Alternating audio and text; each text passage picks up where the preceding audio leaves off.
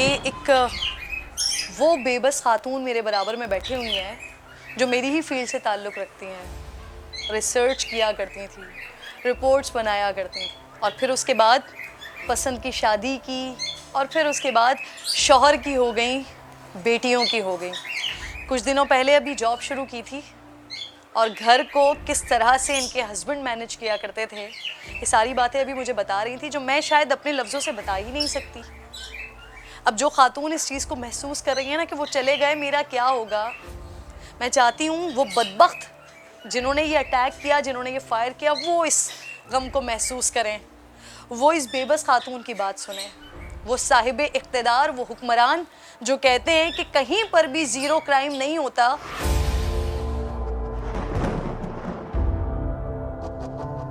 ताज़ियत कबूल करें मेरी तरफ से। मैं आपको जितना भी कह लूँ, जो कह लूँ, मैं आपके गम को कोई भी नहीं समझ सकता। जिस अज़ियत और जिस तकलीफ़ से आप गुज़र रही हैं, हम में से कोई नहीं समझ सकता। शायद हम आपका गम थोड़ा बहुत बता सकें, लेकिन सारी ज़िंदगी ये गम आपने ही उठाना है। कैसे पता चला आपको, कब पता चला, क्या हुआ ये सानिया? मेरे हस्बैंड कुछ भी लेके नहीं गए थे अपने साथ और मैं अपनी जॉब पे जाने के लिए बिल्कुल यूनिफॉर्म चेंज करके रेडी होके बैठी हुई थी कि वो मुझे ड्रॉप कर देंगे अभी। और उस वक्त मुझे हॉस्पिटल से कॉल आई कि आपकी गाड़ी के कलर से उन्होंने कोई बिल मिला है उनको, उससे उन्होंने मुझे आइडेंटिफाई किया। उन्होंने कहा कि आप फ़ौरन हॉस्पिटल पहुंच जाएं। मैं अपने नेबर्स के साथ जब हॉस्पिटल पहुंची हूँ तो मेरे दिमाग में उस वक्त इतना भी नहीं था कि वो मेरे हस्बैंड होंगे या नहीं है, पता नहीं कौन मिला है इन लोगों को, ये क्यों कह रहे हैं ऐसे। और वैसे मेरे हस्बैंड घर में नहीं आए हैं अब तक, हालांकि वो ज़िम्मेदारी से मुझे छोड़ते थे, लेते थे, बच्चों को स्कूल छोड़ते थे। उससे वापसी पे ये सब हुआ है। और जब मैं वहाँ पहुँची हूँ तो जब उन्होंने मुझे बताया कि इनको गन से शूट किया तो मैं बस उनसे ये कह रही थी कि मेरे हस्बैंड ने आज तक एक चूटी भी नहीं मारी, वो किसी के दुश्मन हो ही नहीं सकते। उन्हें किसने इस तरीके से, इतनी बुरी जालमाना तरीके से किसने मारा है उनको, कौन लोग हैं ये क्यों? कुछ भी कहने का कोई फ़ायदा नहीं है। ये लोग जो हुक्मरान है, जो हम पे मुसल्लत है, मैं हमेशा तर से कहती थी अतर यहाँ से मूव कर जाए, मुझे इस मुल्क में घबराहट होती है, मुझे नहीं पसंद आता यहाँ का सिस्टम, प्लीज़ यहाँ से मूव कर जाएं। लेकिन वो हमेशा कहते थे नहीं समिया, यहाँ हमारा मुल्क है, हम यहाँ रहेंगे। इतने अरसे में मैंने कभी फील नहीं किया है कि एक पीछे मेरी एक मजबूत तरीन सपोर्ट होती थी। और अब मैं क्या करूँगी मुझे कुछ नहीं पता। इन लोगों के पास कोई जवाब नहीं है, कुछ ना कुछ अपनी बस बोलेंगे और चले जाएंगे कि ये स्ट्रीट क्राइम्स हैं, ये है, वो है, हम यूं कंट्रोल कर रहे हैं। मैं कैसे ये गला पूरा करूँगी? मुझे इतना डिपेंडेंट रहने की आदत हो गई है कि मैं कैसे रहूँगी अब। यही मेरा प्रोटेस्ट है कि मुझे उनसे कुछ भी डिमांड नहीं करनी कि आप पकड़े या ना पकड़े या जो करना है करें। मुझे अपनी बच्चियों के लिए इस वक्त इतना खौफ फील हो रहा है कि अब ये उनको स्कूल छोड़ने जाने का ये सब काम मुझे करने होंगे, तो मैं निकलूँगी तो मुझे डर लगता रहेगा कोई मेरी बच्चियों को ना कुछ कर दे, कुछ ये ना कर दे। बहुत दिनों तक तो मैं यही ड्रामा मेरे इसी से गुजरती रहूँगी। बेटियाँ आपकी, उनकी बाबा से अटैचमेंट, जाहिर सी बात है, मैं खुद एक माँ हूँ और मुझे खुद पता है, मैं बेटी की माँ हूँ। बेटियों की बाप से अटैचमेंट बहुत ज़्यादा होती है। माँ से शायद वो अटैचमेंट नहीं होती छोटी उम्र में जो बाप के साथ होती है। यहाँ भी बेटियों का यही हाल था, बाबा के साथ अटैचमेंट का।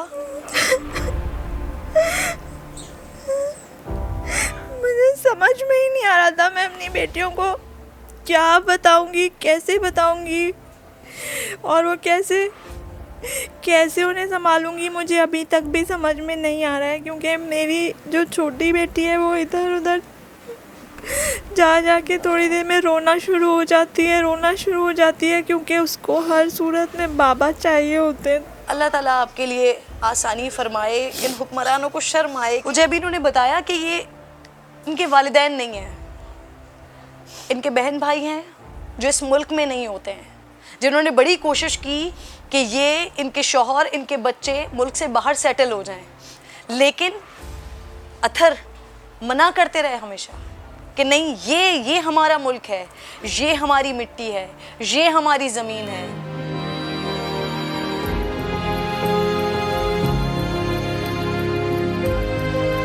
ये कुल कायनात अथर मतीन की। क्योंकि रास्ते में गाड़ी बंद हो गई थी। जब जा रहे थे आप लोग, जी, क्या हुआ था वो वाकया? गाड़ी बंद हो गई थी तो फिर हमें गाड़ी को रोक के स्कूल पैदल जाना पड़ा था। उन्होंने मुझसे पूछा था कि पैदल जाने की ख्वाहिश पूरी हो गई या नहीं। आपकी पैदल जाने की ख्वाहिश थी? हाँ, मुझे उनके साथ पैदल जाना था स्कूल में। बाबा के साथ पैदल जाना था, तो वो उसी दिन हुआ था ये वाकया? जी, उसी दिन। वैसे तो इतना कुछ नहीं, लेकिन अगर किसी चीज़ का दिल नहीं चाहता तो कभी या तो बाबा मैगी बना रहे हैं अच्छा। रायमा के लिए। हाँ, स्वीट। जिस बंदे की ज़िंदगी बाबा ने बचाई थी उसने तो मुड़ के भी नहीं देखा। जितनी भी फुटेज हमने देखी उसमें वो बंदा भाग गया वहाँ से। फैमिली से कांटेक्ट करे या फिर एटलीस्ट पीछे मुड़ के एक थैंक्स भी नहीं बोला उसने, और वो वहाँ से गायब। अथर मतीन की वालदा मेरे साथ मौजूद हैं। यकीनन एक बेटा पालना, पाल पोस के बड़ा करना बहुत मुश्किल काम होता है किसी भी माँ के लिए, और जो सबसे छोटा बेटा होता है वो वैसे ही बड़ा चहीता, बड़ा लाडला होता है। जब तक यहाँ सर नहीं रख लें उन्हें चैन नहीं आता था, लेकिन बचपन में नहीं की उन्होंने फरमाइशें। ऐसा कोई किया उसने, तंग करने वाले बच्चे होते हैं वो भी नहीं किया उसने। बहुत अच्छा तहम्मुल मिजाज, मिलनसार, खिदमत गुजार, बहुत ज़्यादा, बहुत अच्छा।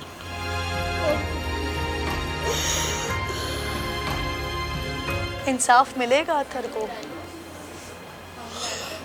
अथर ने किसी का दिल नहीं दुखाया, किसी के साथ नाइंसाफ़ी नहीं की, उसको भी मिलना चाहिए इंसाफ।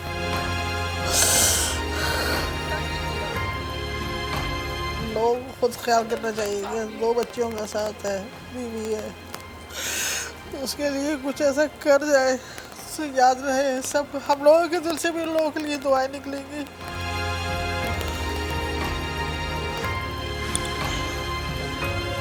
मैं बार बार इस बात को बता रही हूँ कि एक वो मकाम होता है कि जब ऐसा कोई सानिया, ऐसा कोई वाक़या होता है जिन लोगों को हम जानते नहीं हैं, उनके गम को हल्का करने के लिए या उनके गम को आप तक पहुँचाने के लिए बात करते हैं। लेकिन यहाँ पर जो चला गया वो भी अपना, जो साथ मौजूद है वो भी अपनी फर्टिनिटी का एक और सहाफ़ी। हमें कुल पढ़ने हैं बदअमनी के, हमें कुल पढ़ने हैं इस शहर की पुलिस की, रेंजर्स की नाअहली के, हमें कुल अपनों के नहीं पढ़ने।